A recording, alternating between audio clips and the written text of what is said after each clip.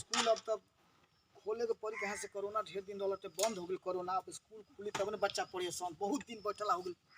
मन हमनियो के टा गेल हे भाग स्कूल खुला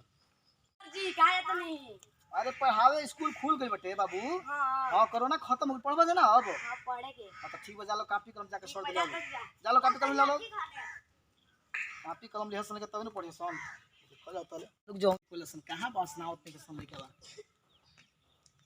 आगे लेसन ए सर जी कॉपी कलम नहीं खे ढेर दिन हो गए कोरोना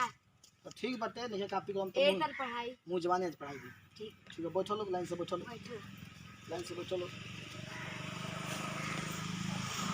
आराम से बैठो लो छोड़ी कहाँ बैठे मतलब लेबे जखन जना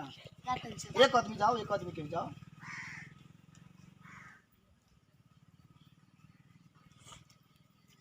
ली चलो बैठो लोग आराम से सर जी गाना ना लगे बैठो ना घाव ना लगी चिंता मत करो जो आंटी जी करीब क्या घाव लगी नु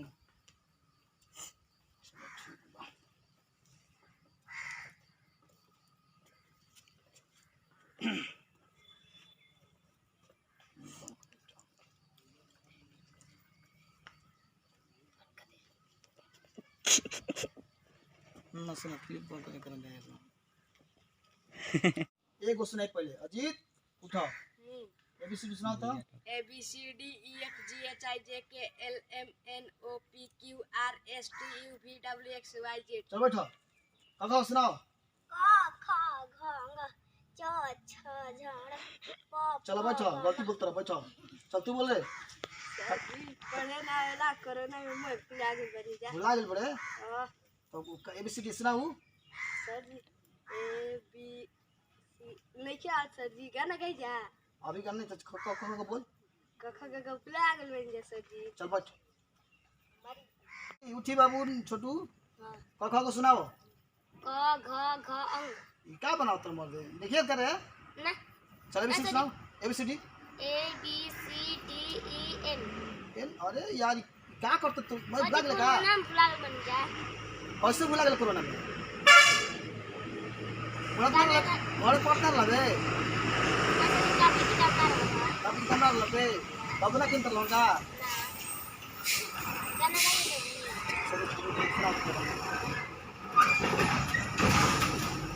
क्या कहते रे ना सुनबे का कहारा बीसीडी ना चुंदी अरे सर जी याद नहीं थे का याद बटे गाना सुनाओ जाने मेरी जाने मन बचपन का प्यार मेरा भूल नहीं जाना रे अतने याद बा हां तोरा याद बा ई जाने सर से हमारी याद बा तो जाने मेरी जाने मन बचपन का प्यार नहीं भूल नहीं जाना रे जैसा मेरी प्यार है तूने ना ई हो भुला गए चल पेन से तू गाओ जाने में जानो फिर से तू गाओ ना यार मेरी जाने मन बचपन का प्यार मेरा भूल नहीं जाना रे अच्छा ये याद हो गई बटे ए बी सी डी ना के याद होत रे आइए सर जी कमरे टूट गए सर जी मार रे बिछड़ा पते मार के करे मार के अब याद हो जिनु सर जी ठीक बा बोलिना हम गाए तू बे ठीक बा गाओ अलवा नितार गलिया केदी बार हमर ललिया इतना यारावा के कैसन भइल बाहलिया आई ते इतना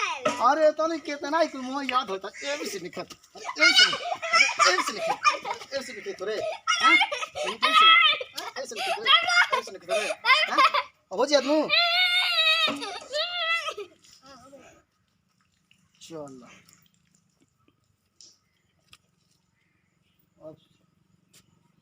ऑफ तो कौन पुदीना सुनाओता कौन ले पुदीना सुनाओता ए सर जी हम ऊपर हम हो तो बैठ तू नाती कबे से कहां रहो जाके का कर तू मछली मारत लगा रे हां सर जी का करम गंगा जी आज बड़ी तो का करी मछली मारत लवे अब का तो याद होत बाटे सब चीनू के हेने सन तू पुदीना सुनेबे है सुनाओ बचपन के प्यार मेरा भूल नहीं जाना दे एगर कोरोना में कुल चीज भुला गइल बनी अच्छा चल एबीसीडी याद तो सुनाओ ए बी सी ए सर डी के सी के बाद का आई लाई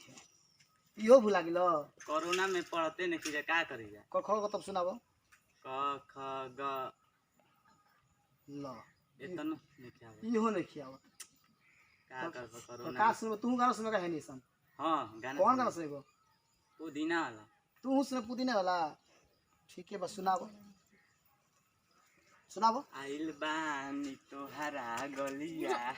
केने बाड़ू हमार आई हो दादा ई गावत कम हंसत ज्यादा आई डरा का जासन कल जासन काल हसन मत पड़े गंगा सब जा तू तुम्हारे सोता जासन जय हाल बटे कोनो पुदीना सुनावत ताटे कोनो के बचपन के प्यार भुला दिया इहे कुल तो होत ताटे स्कूल बंद कइले के नतीजा हटे कि आज लड़का सब गाना सीखिल सन ABCD क ख सब भुला गेल सन आ बड़ा एकरा से प्रभाव पड़ बहुत लड़का देखत नहीं पढ़ाई लिखाई खत्म हो गई चौपट हो गई तो सरकार से निवेदन बा एगो अनुरोध बाटे कि सरकार अगर ऐसे हुई तो सब बर्बाद हो जाए लेकिन के पढ़ाई आ देखते बनी लॉकडाउन होइसे लागत लेकिन के पढ़ाई कुछ चौपट हो ना क ख गावता ना ABCD आवता सब खा गेल सन खाली गावता सन बचपन का प्यार मेरा भूल नहीं जाना रे तो पुदीना इहे दू याद कर बसन यानी कि वायरल हो जैसे गने पे प्रणाम हम संदीप शेरपुरी हमनी के उद्देश्य से बाटे जौन सरकार ई बंद कर स्कूल अब कोरोना खत्म हो तो प्लीज सरकार से निवेदन बा कि स्कूल खुली लड़का में पढ़ दिया तो हम पुदीना बचपन के प्यारे कहे सन सही है मोदी जी स्कूल खुलवा दिए उनकी पढ़ाई बर्बाद लेकिन पे बस ध्यान देवे बाटे हमनी के और उद्देश्य से बाटे कॉमेडी मनोरंजन खातिर कनी जा आप लोग के अच्छा लगल हो तो प्लीज हमने लाइक कमेंट सब्सक्राइब करम जा आगे बढ़ाई जा बस से बात से ये रिक्वेस्ट बाटे विनती बाटे जय हो भोजपुरी समाज जय भोजपुरी जय